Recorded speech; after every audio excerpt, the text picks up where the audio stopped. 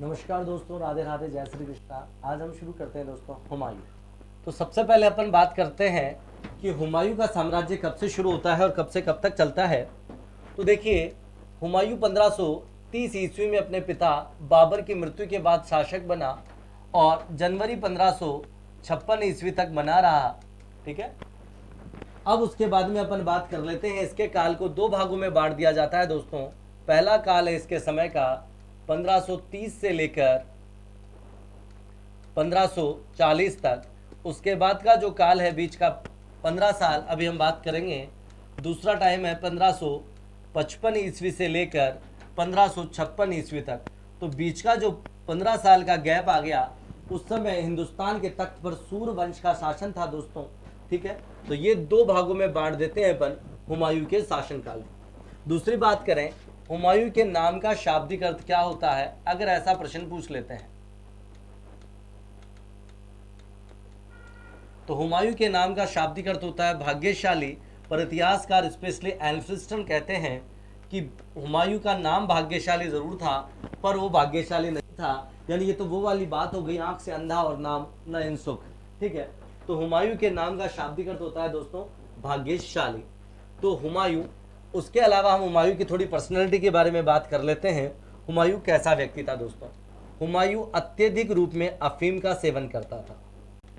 अत्यधिक अफीम सेवन करता था। ज्योतिष में इसको जरूरत से ज्यादा भरोसा था और ये सप्ताह के 7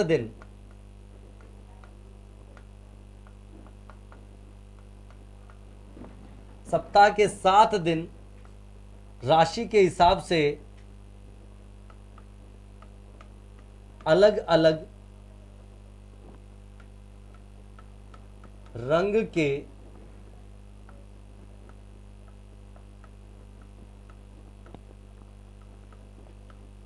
कपड़े पहनता था दोस्तों। ठीक है। जैसे रविवार को ये पीले कपड़े पहनता था, सोमवार को सफेद पहनता था, शनिवार को काले पहनता था। तो इस प्रकार से ये सप्ताह के 7 दिन अलग अलग रंग के कपड़े पहनता था। इसके अलावा ऐसा भी कहते हैं इतिहासकार कि 10 उंगलियों में हाथों की में अंगूठी धारण करता था। तो इस प्रकार का व्यक्तित्व था। तो ये हम कह सकते हैं कि हुमायूं बहुत ही दुर्बल चरित्र का व्यक्ति था। ये स्वयं पर ही विश्वास नहीं कर पाता था, तो दूसरों पर विश्वास करना तो बहुत ही बड़ी बात थी। किसके लिए? बादशाह हुमायूं के लिए दोस्तों। चलिए अब हम बात करते हैं, हुमायूं ने, हमने बात कर ली थी कि अपने साम्राज्य को इसने अपने भाइयों में बांट दिया था दोस्तों। कौन कौन से भाई थे हमने बात कर ली थी पिछली क्लास में कि कामरान को इसने काबुल कांधार के आसपास का क्षेत्र दिया। हिंदाल को इसने जो क्षेत्र दिया वो कौन सा एरिया था? हिंदाल को इसने क्या मेवात, अलवर और आसपास का क्षेत्र दिया। और इसके भाई अस्करी को इसने कौन सा क्षेत्र दिया? संभल और आसपास का क्षेत्र दिया था दोस्तों। तो अब हम बात कर लेते हैं प्रारंभिक विजयों की। शुरुआत में हुमायूं ने कुछ क्षेत्रों पर विजय प्राप्त की। तो प्रारंभिक अभियान, अगर हम बात करें कि प्रारंभ में हुमायूं ने किन किन क्षेत्रों पर अभियान किया और क्या क्या जीत प्राप्त की, तो सबसे पहले दोवरिया 1531-32 ईस्वी में हुमायूं ने दोवरिया को जीत लिया दोस्तों। ठीक है। कब जीत लिया? 1531-32 ईस्वी में इसने दोवरिया को जीत लिया। और अगर दोनों में से एक ही बात करें अपन, दोनों उत्तर नहीं देना चाहे, कंफ्यूजन की स्थिति नहीं हो, इसके लिए अगर आपको एक ही वर्ष याद करना है तो 232 में इसने दोहरिया या दोवरिया पर विजय प्राप्त की दोस्तों। ठीक है। इसके अलावा 1531 में इसने कालिंजर पर अधिकार किया। कालिंजर वर्तमान मध्य प्रदेश में है दोस्तों।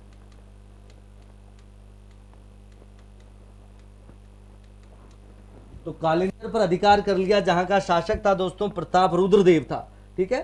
कौन था? प्रताप रुद्रदेव। ठीक है। इसके अलावा इसने 1532 में ही चुनार का घेरा डाल दिया दोस्तों। किसका घेरा डाल दिया? चुनार का घेरा डाल दिया। और चुनार का शासक कौन था आप जानते हैं? यहां पर इसने, महत्वपूर्ण बात यह है कि ये तो है तो 1532 की बात, लेकिन महत्वपूर्ण बात यह है कि यहां पर शेर खान था। तो शेर खान को पराजित किया और अधीनता स्वीकार की शेर खान ने। ठीक है। तो चुनार का घेरा डाल दिया दोस्तों।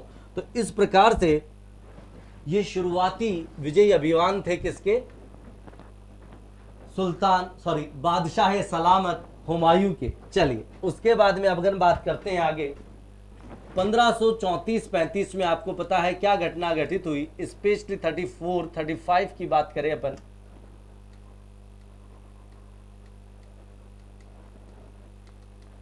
तो 1534-35 में गुजरात के बहादुर शाह ने चित्तौड़ पर आक्रमण कर दिया था दोस्तों। किसने? तो गुजरात के बहादुर शाह ने चित्तौड़ पर आक्रमण किया। तो इस समय चित्तौड़ की रानी कर्मावती ने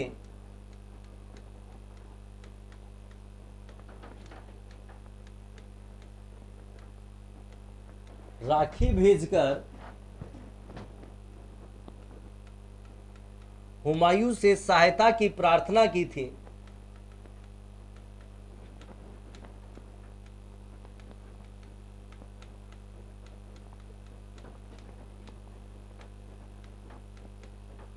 किंतु हुमायूं समय पर नहीं पहुंच पाया फ्रेंड्स, किंतु हुमायूं समय पर नहीं पहुंच सका और इसने वो मौका खो दिया दोस्तों। कौन सा मौका खो दिया? कि अगर ये इस युद्ध में कर्मावती या मेवाड़ की सहायता कर देता दोस्तों, तो हमेशा हमेशा के लिए मेवाड़ इनका ऋणी हो जाता और मेवाड़ एहसान फरामोश नहीं था दोस्तों। वो ऋण अदा करने के लिए अपने प्राणों की बाजी तक लगा देते, पर ऐसा स्वर्णिम अवसर हुमायूं ने खो दिया दोस्तों। तो ये प्रमुख अभियान थे इसके, और ये प्रमुख अवसर थे जो हुमायूं को प्राप्त हुए, लेकिन उसने नहीं किया। खैर बात करते हैं उसके बाद, इन्हीं में इसने बात करें तो 1535 में हुमायूं ने गुजरात पर अधिकार किया। तो क्वेश्चन आता है, गुजरात पर अधिकार करने वाला पहला मुगल शासक कौन है? तो हुमायूं है।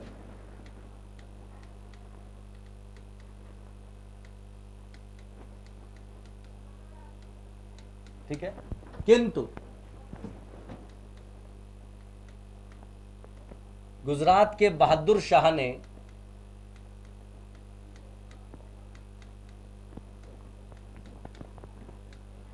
पुर्तगालियों की सहायता से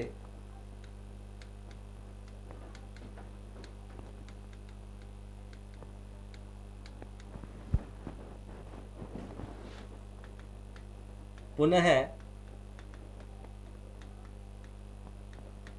गुजरात पर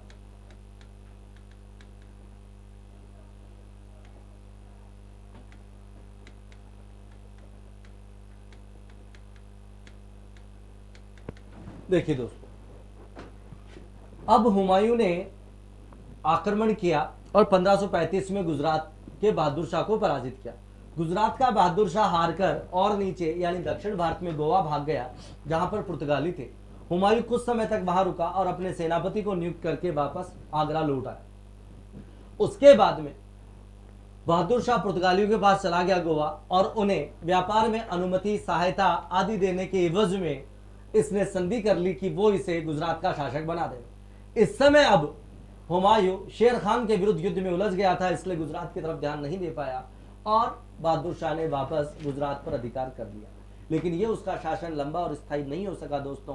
पुर्तगालियों से लड़ता हुआ, या यूं कहें पुर्तगालियों द्वारा मार दिया गया, और बहादुर शाह अंत में नदी में डूबकर मर गया था। लेकिन कुल मिलाकर हुमायूं से वो एक बार की वापस स्वतंत्र हो गए थे दोस्तों।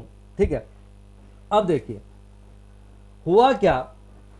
शेर खान पहले तो हार गया है, लेकिन उसके बाद दोबारा ये अपने साम्राज्य को बढ़ाता है। तो क्या हुआ 1538 में दोस्तों, 1538 ईस्वी में शेर खान ने बंगाल पर आक्रमण कर दिया, या यूं कहूं बंगाल को अधिकार कर दिया दोस्तों। उस समय बंगाल की राजधानी गौड़ थी। क्या थी? गौड़। तो इस पर भी अधिकार हो गया। किसका अधिकार हो गया? शेर खान का अधिकार हो गया दोस्तों। तो शेर खान अब इस अधिकार को स्थायी रूप से लागू करना चाहता है, लेकिन लेकिन शेर शाह को हराने के लिए हुमायूं आगरा से बहुत बड़ी सेना लेकर आगे बढ़ता है और 1538 ईस्वी में ही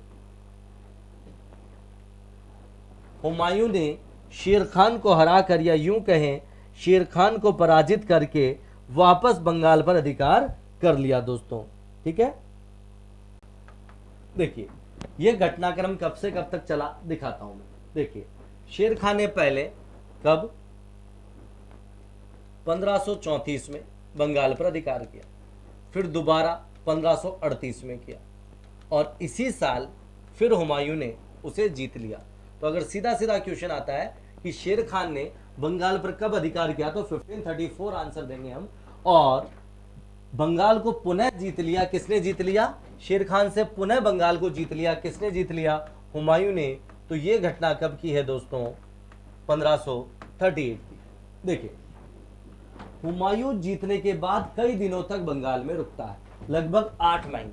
कब? लगभग 8 महीने, यानी 1538 में हुमायूं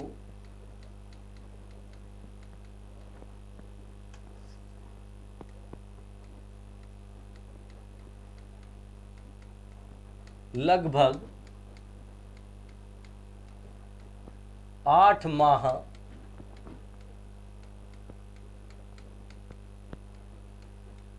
बंगाल में रहा।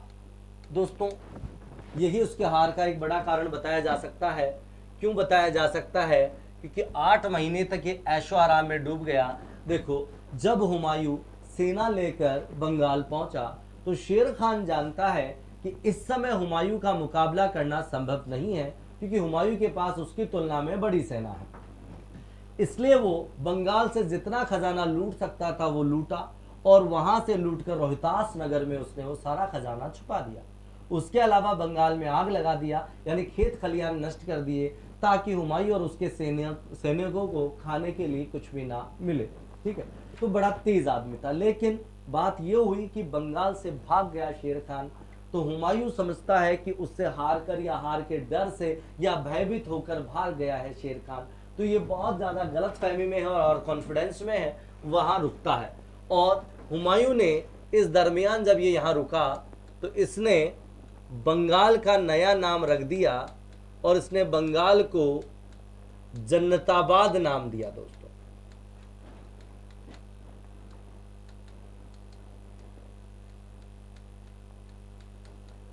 और इस 8 माह में शेर खान ने अपनी शक्ति को सुदृढ़ बना लिया, ताकतवर बन गया वो, और उसने कई क्षेत्रों पर अधिकार कर लिए। अगर मैं कहूं कि इसने जब 8 माह तक बंगाल की राजधानी जिसे हम कहते हैं गौड़ में आराम किया, इस 8 माह में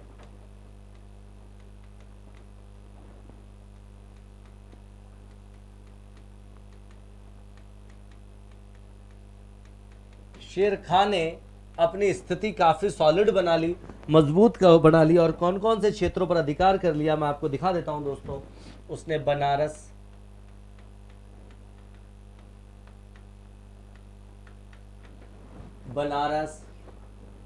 कड़ा, बहराइच,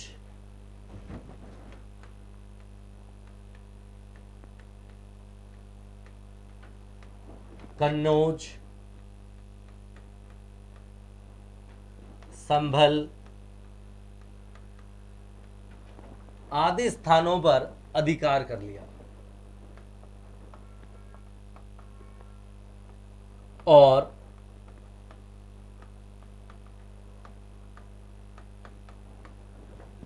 आगरा और दिल्ली से क्या कर दिया?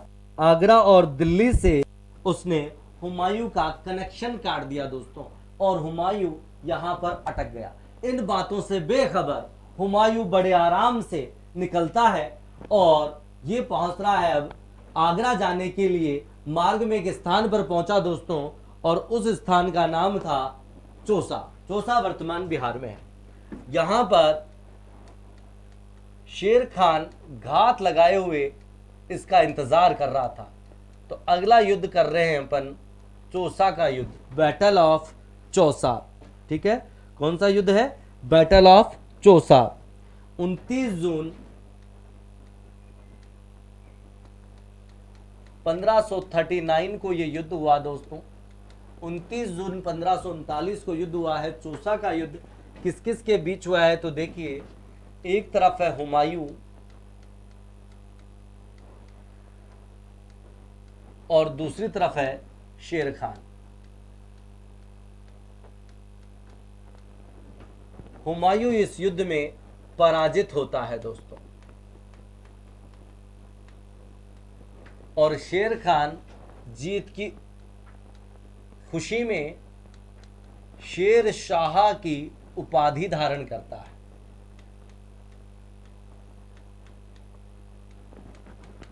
अब तक ये शेर खान कहलाता था और अब ये अपने आप को क्या कहता है, शेर शाह। हुमायूं, देखिए हुमायूं इस युद्ध में हार जाता है और इसकी सेना के लिए ये युद्ध अप्रत्याशित था दोस्तों, इसलिए हुमायूं तैयार नहीं है, कोई रणनीति नहीं है, और अचानक जब शेर खान ने आक्रमण कर दिया तो ये सहन नहीं कर पाते हैं और भाग जाते हैं। और इसी भागम भाग में हुमायूं नदी में छलांग लगा देता है घोड़े समेत। वो नदी थी गंगा नदी, कर्मनासा नदी। तो इस युद्ध में हुमायूं निजाम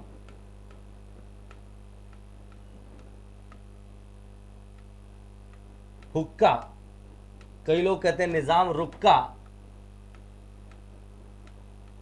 बड़ी बात यह है भिस्ती, निजाम भिस्ती की सहायता से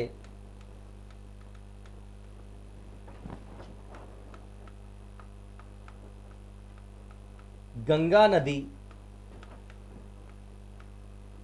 पार करता है। इतिहासकार लिखते हैं कि निजाम भिस्ती एक मछुआरा था, पकड़ रहा था, चर्मकार इनका पुश्तैनी कर्म था, ठीक है। तो जब इसने देखा कि कोई बेचारा आदमी डूब रहा है, जैसे पानी में डूबते हैं तो आदमी बचने के लिए हाथ ऊपर करता है, ऐसे मारवाड़ी में बोलते हैं हम यहाँ हबोले खाता है, तो ऐसे वो डूब रहा था। तो अचानक निजाम भिस्ती की उस पर नजर पड़ी और उसने देखा कोई बेचारा डूब रहा है, तो निजाम भिस्ती ने भागकर उसे बचा लिया और नदी पार करवाई। उसके बाद उसे होश आया और हुमायूं इस बात से बड़ा खुश हुआ। और हुमायूं ने, ये बात हमें कौन बता रहा है, हुमायूं की बहन गुलबदन बेगम बता रही है। गुलबदन बेगम ने हुमायूं की जीवनी लिखी है दोस्तों, जिसका नाम है हुमायूं नामा। उस हुमायूं नामा में गुलबदन बेगम बताती है कि हुमायूं इस व्यक्ति से बड़ा प्रसन्न हुआ और इसे हुमायूं ने एक दिन का बादशाह बनाया, ठीक है। तो इस खुशी में हुमायूं ने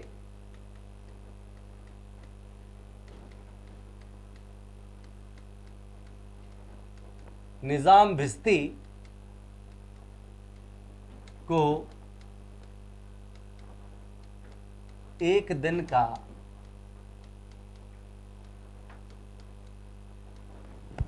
बादशाह बनाया। आपको नायक अनिल कपूर तो याद होगा ही, लेकिन यहां पर अलग तरीका था। हुमायूं खुश होकर बनाना चाहता है, बना देता है। ये राजतंत्र है दोस्तों, और इसे कहता है कि जा सिमरन जी ले अपनी जिंदगी, अर्थात एक दिन तुम बादशाह की जिंदगी जी कर देख सकते हो, मौज कर सकते हो, मस्ती कर सकते हो, हाथी पर घूम सकते हो, दासों को आदेश दे सकते हो, नृत्य गान दे सकते हो दरबार में। तो पूरा ऐशो आराम करता है निजाम भिस्ती, लेकिन सीमाएं थी दोस्तों, सीमाएं थी, वरना तो ये कह देता कि हुमायूं को ही बंदी बनाकर जान से मार दो और हम हिंदुस्तान के सुल्तान यानी बादशाह बन जाएंगे, पर ऐसा वो नहीं कर सकता था। सिर्फ बादशाह वाले ऐशो आराम जी सकता था दोस्तों।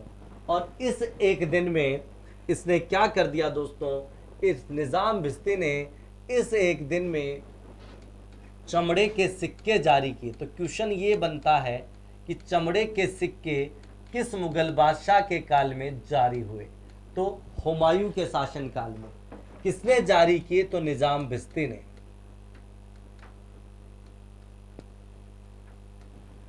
ठीक है, तो इस प्रकार से ये चौसा का युद्ध था जो हार गया, और हारने के बाद भी हुमायूं जिंदगी एंजॉय कर रहा है।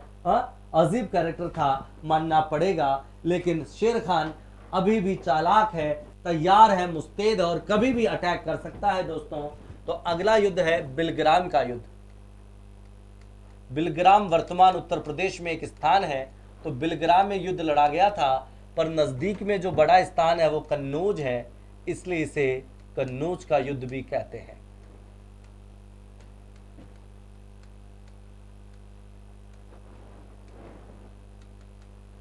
तो बिलग्राम या कन्नौज का युद्ध, ये युद्ध हो रहा है दोस्तों, कब हो रहा है? 1540 में हो रहा है। कितनी तारीख को हो रहा है तो वो भी आप लिख लें, 17 मई 1540। तो 17 मई 1540 को युद्ध है बिलग्राम या कन्नौज का युद्ध। किस किस के बाद बीच में है? तो एक तरफ तो है हुमायूं,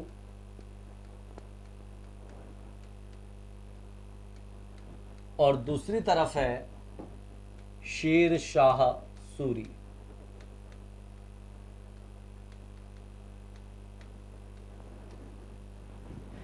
शेर शाह सूरी। इतिहासकार कहते हैं कि इस युद्ध में हुमायूं का साथ उसके भाइयों ने भी दिया था, लेकिन कामरान नेतृत्व के प्रश्न पर मतभेद होने की वजह से युद्ध में बीच में ही हुमायूं का साथ छोड़कर चला गया। और इस युद्ध में भी कौन जीत गया? शेर शाह सूरी जीत गया। और जीत ही नहीं गया दोस्तों, इस युद्ध में हुमायूं बुरी तरह या यूं कहें पूरी तरह पराजित हुआ और शेर शाह भारत का बादशाह बन गया।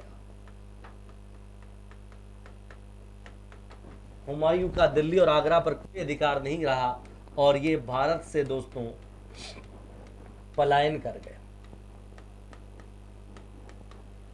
क्या कर गया? भारत से पलायन कर गया दोस्तों। भारत से ये सदा सदा के लिए चला गया है। ठीक है, अब उसके बाद हम बात करते हैं कि और क्या क्या हुआ इसी दरमियान। देखिए, अब जब हुमायूं भारत से भाग रहा है तो उत्तर भारत का एक अन्य ताकतवर शासक था दोस्तों, जो कि मारवाड़ का शासक था, जोधपुर का शासक था, नाम था राव मालदेव राठौर। राव मालदेव ने इसे 1541 में कहा था, यानी कि इसके पास संदेश भेजा, दूत भेजा सहायता के लिए, और इसको कहा गया कि हे बादशाह, आप चाहें तो मारवाड़ आ सकते हैं और हम दोनों मिलकर शेरशाह पर हमला करेंगे और साम्राज्य को 50-50 लेंगे। लेकिन हुमायूं को अपने ऊपर ही विश्वास नहीं था, तो दूसरे पर फटाफट ये विश्वास कैसे कर लेता दोस्तों। हुमायूं थट्टा के नवाब साहब के पास सहायता के लिए गया, पर वहां उसे सहायता नहीं मिली और ये दर बदर की ठोकरें खाता रहा दोस्तों, खाता रहा। और भागते भागते ही इसने अपने भाई हिंदाल के गुरु की बेटी से निकाह किया दोस्तों। ठीक है, किससे निकाह किया? अपने भाई। तो 1541 में, कब? 1541 में अगर मैं आपको डेट भी दूं तो 29 अगस्त 29 अगस्त 1541 को हुमायूं ने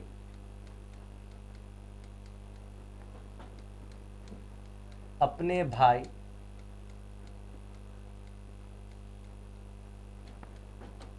हिंदाल के आध्यात्मिक गुरु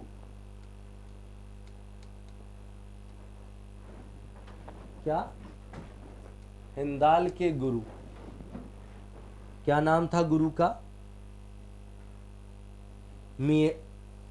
शिया मीर बाबा दोस्त के गुरु मीर बाबा दोस्त। इन मीर बाबा दोस्त का मूल नाम था मीर अली अकबर जामी। क्या नाम था? मीर अली अकबर जामी की पुत्री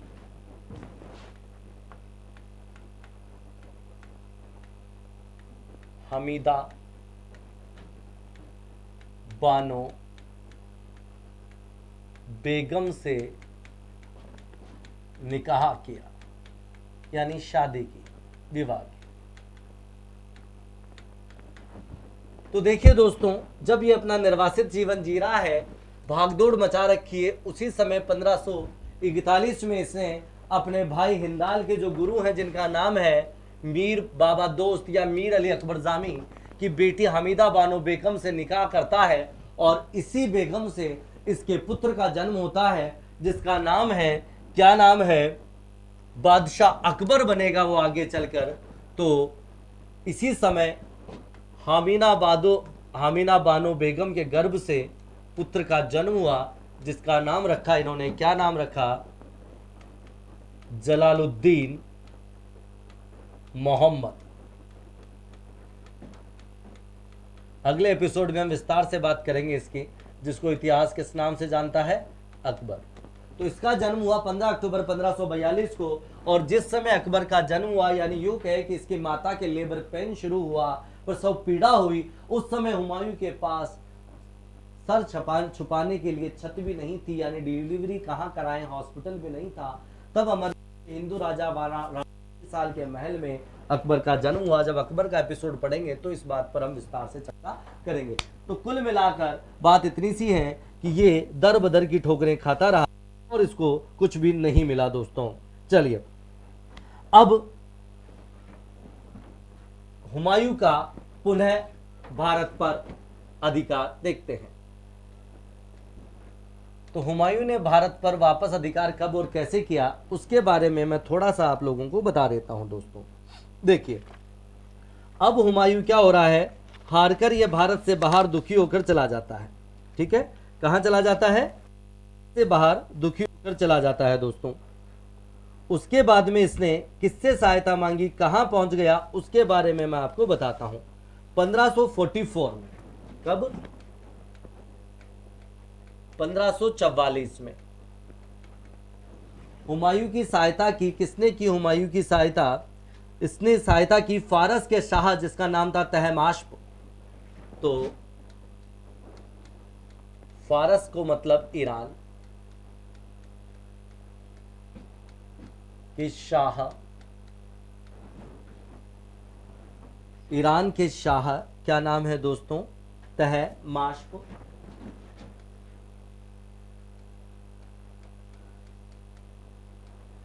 तो तहमास्प ने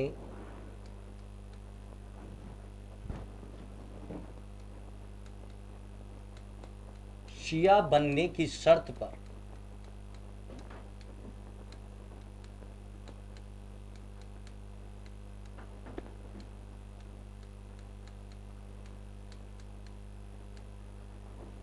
हुमायूं की सहायता की।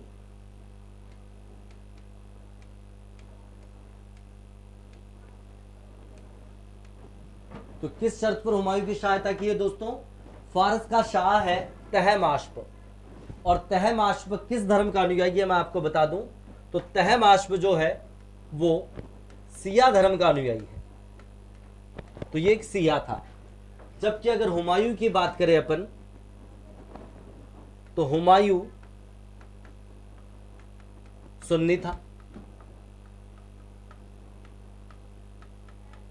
ठीक है, दोनों ही हालांकि इस्लाम धर्म के अनुयायी हैं, सिया और सुन्नी, लेकिन इनमें थोड़ा सा डिफरेंस है दोस्तों। जो इस्लाम धर्म अगर आपके सिलेबस में तो बात करेंगे, फिर भी यहां बता दूं, सुन्नी वो हैं जो मोहम्मद साहब का प्रतिनिधि पहले खलीफा को मानता है, जिसका नाम था अबू बकर। ठीक है, जबकि सिया वो हैं जो मोहम्मद साहब का उत्तराधिकारी किसको मानते हैं? चौथे खलीफा को मानते हैं, जिसका नाम था अली। खैर, तो हुमायूं को कहा गया कि अगर तुम सुन्नी से सिया बन जाते हो और सिया धर्म का प्रचार प्रसार करते हो, तो फारस का शाह कहता है कि आई विल हेल्प यू, मैं तुम्हें मदद दूंगा। और हुमायूं ने देखा कि भैया अगर इतना सा करने से इसकी सहायता मिलती है और हिंदुस्तान फतेह कर लेता हूं तो ठीक है, हाँ कर देता हूं, मानना नहीं मानना बाद की बात है। ठीक है, तो इसने इस बात को कबूल कर लिया, और इसी के साथ यहां से बहुत बड़ी सेना मिली, और सेना के साथ साथ सेनापति मिला, जिसका नाम था बैरम खान। ठीक है, तो आगे बढ़ते हैं अपन दोस्तों। हुमायूं के सुन्नी से सिया बनने की शर्त पर इसने शासक यानी कि तहमास्प ने सहायता देने से हाँ कर दिया कि मैं ठीक है, आई विल हेल्प यू, मैं तुम्हारी मदद करूंगा दोस्तों। तो इस प्रकार से तहमास्प ने कह दिया और बैरम खान भी इसको मिल गया। और उसके बाद ये आगे बढ़ते हैं, और सबसे पहले इन्होंने क्या किया दोस्तों? सबसे पहले 1545 में इसने वापस अधिकार कर लिया। किस पर अधिकार कर लिया? कंधार पर अधिकार किया।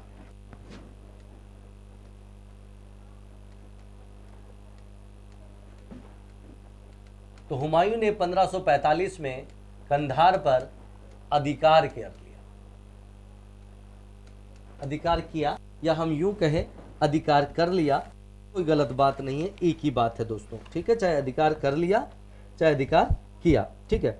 उसके बाद में इसने इस युद्ध में, आपको मैं बताऊं दोस्तों, एक बहुत ही अजीबोगरीब घटना भी आपको देखने को मिलेगी दोस्तों। क्या हुआ था कि जो कामरान था उसने हुमायूं के बेटे जलाल को किले के मुख्य दरवाजे पर लटका दिया ताकि हुमायूं उस पर तोपों से हमला नहीं कर पाए, लेकिन बैरम खान ने उसकी रक्षा की दोस्तों।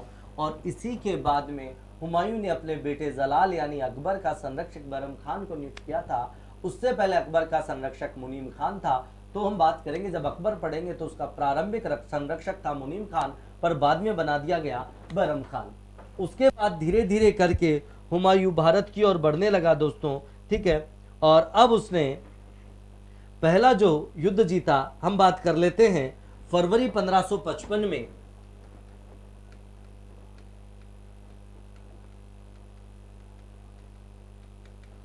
हुमायूं का लाहौर पर अधिकार हो गया।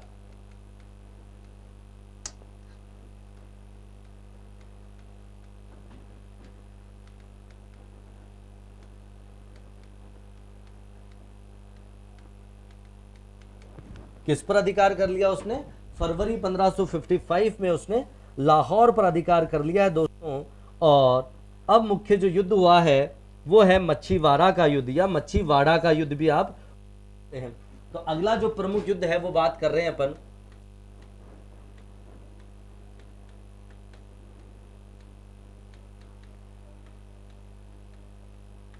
मच्छीवाड़ा का युद्ध दोस्तों। कौन सा युद्ध? मच्छीवाड़ा का युद्ध। ये मच्छीवाड़ा का युद्ध कब हुआ तो इसके बारे में मैं आपको डेट दे देता हूं। 15 मई 1555 को हुआ था दोस्तों, ठीक है। कौन सा? 15 मई 1555।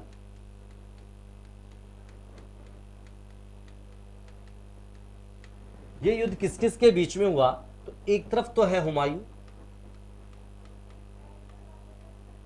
और दूसरी तरफ है शेरशाह का एक उत्तराधिकारी जिसका नाम था सिकंदर सूर। तो इस युद्ध में हुमायूं जीत गया और सिकंदर सूर पराजित हुआ दोस्तों। तो देख रहे हैं आप, देखते ही देखते वापस वो भारत पर अपने साम्राज्य की स्थापना करने के लिए आगे बढ़ रहा है, ठीक है। और दूसरा प्रमुख युद्ध हुआ सरहिंद का युद्ध। इस सरहिंद के युद्ध को तबर हिंद का युद्ध भी दोस्तों कहा जाता है। क्या कहा जाता है? तबर हिंद का युद्ध। तो अगला युद्ध मैं यहीं पर करवा रहा हूं आपका।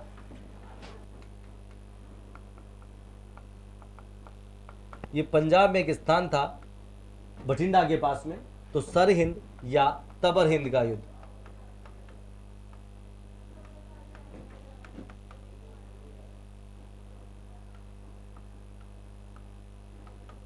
ये भी किस किस के बीच में हुआ है? तो सेम ही हो रहा है, यानी कि किस किस के बीच में हो रहा है?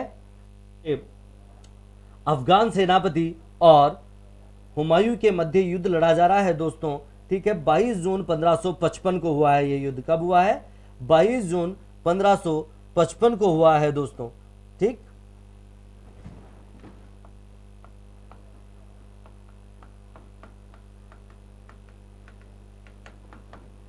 और इस युद्ध में भी कौन विजयी हो गया? हुमायूं।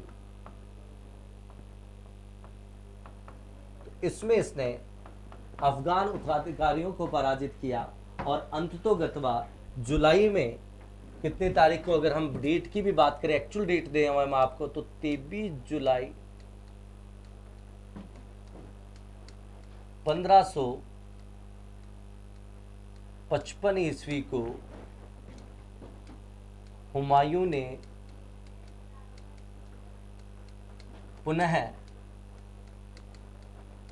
दिल्ली पर अधिकार किया, या यूं कहें दिल्ली व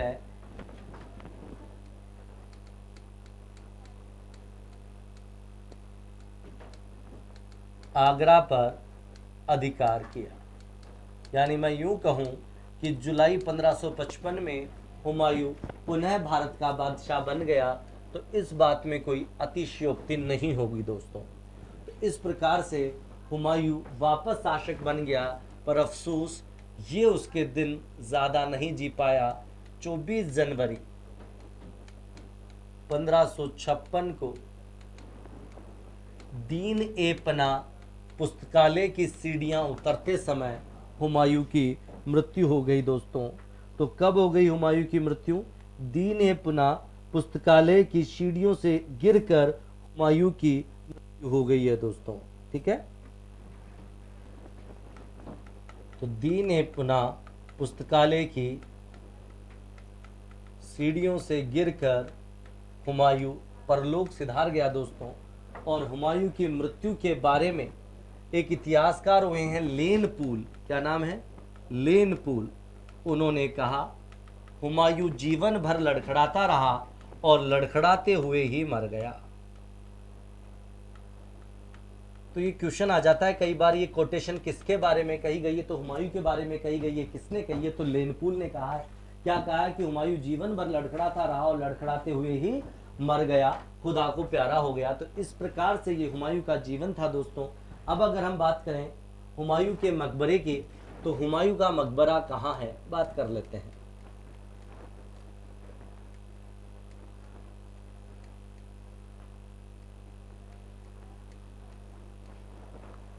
हुमायूं का मकबरा दोस्तों दिल्ली में है, दिल्ली। ठीक है, इसका निर्माण हुमायूं की पत्नी, या यूं कहें अकबर की सौतेली मां हाजी बेगम ने कराया। हाजी बेगम को इतिहास बेगा बेगम के नाम से भी जानता है। ये मुगल काल में बना प्रथम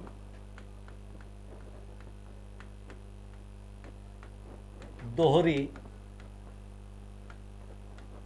गुंबद वाला मकबरा है। इस मकबरे को ताजमहल का अग्रगामी भी कहते हैं। ठीक है, कालांतर में इस मकबरे में जहांदर शाह, फारूक शेर, रोशन अख्तर, ठीक है, या यूं कहें रफ़ीउद्दर्जात, रफ़ीउद्दौला आदि को भी दफनाया गया दोस्तों।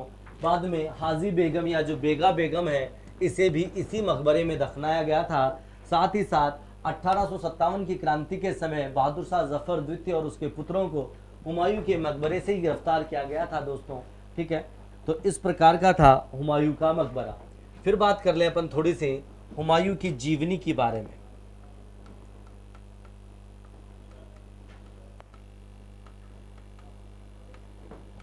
हुमायूं की जीवनी, जिसका नाम था हुमायूंनामा।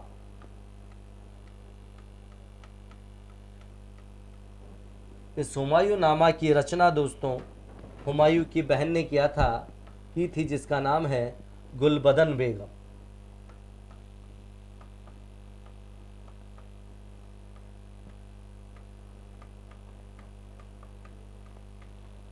क्या नाम है? गुलबदन बेगम, जो कि कौन है? हुमायूं की बहन है दोस्तों।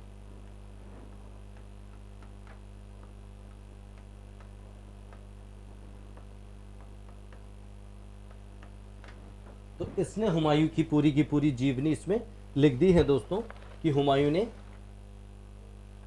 क्या क्या जीवन में अचीवमेंट्स किए, किस प्रकार से उसने भारत में अपने शासन को दोबारा स्थापित किया और किन समस्याओं से उसे जूझना पड़ा, वो सब कुछ उसने लिखा। अब बात करते हैं हुमायूं द्वारा निर्मित इमारतों की चर्चा करते हैं दोस्तों।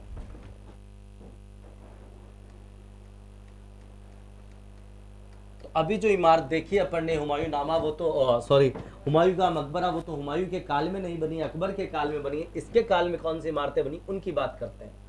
तो हुमायूं के काल में या हुमायूं द्वारा निर्मित इमारतें,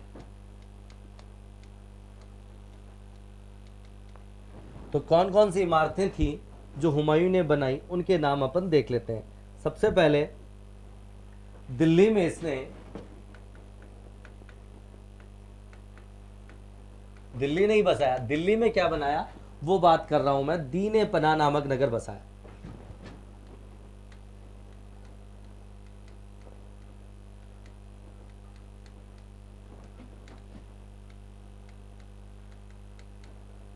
और इसी दीन ए पनाह को आज हम पुराने किले के नाम से जानते हैं, इसे हम पुराना किला बोलते हैं। तो ये पुराना किला या दीन ए पनाह किसने बनाया? तो हुमायूं ने बनाया दोस्तों, ठीक है। इसके अलावा इसने आगरा में एक मस्जिद बनाई, पर मैं कोई बड़ी और भारी मस्जिद नहीं है, चाहे नहीं भी लिखो तो भी चलता है। आगरा की मस्जिद बनाई, लेकिन अगर आगरा की जामा मस्जिद और अन्य मस्जिदें आ गई तो अलग अलग व्यक्ति चले जाएंगे, पर आगरा की मस्जिद, पहली बार आगरा में मस्जिद किसने बनवाई? तो इसी ने बनाई, ठीक है। इसके अलावा इसने फतेहाबाद और हिसार की मस्जिद भी बनाई।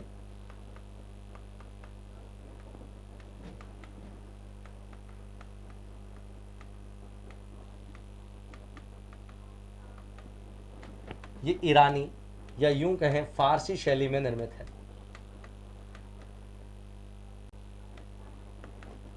तो ये हुमायूं का काल कंप्लीट हो गया है दोस्तों, पर बीच में छोटा सा काल आता है। किसका काल आता है? थोड़ा छोटा सा शेरशाह सूरी का काल आता है दोस्तों। तो अब हम देखेंगे संक्षेप में ही भले ही देखेंगे, पर अगले एपिसोड में देखेंगे सूर्यवंश। तो आज के लिए इतना ही। जय हिंद, जय भारत।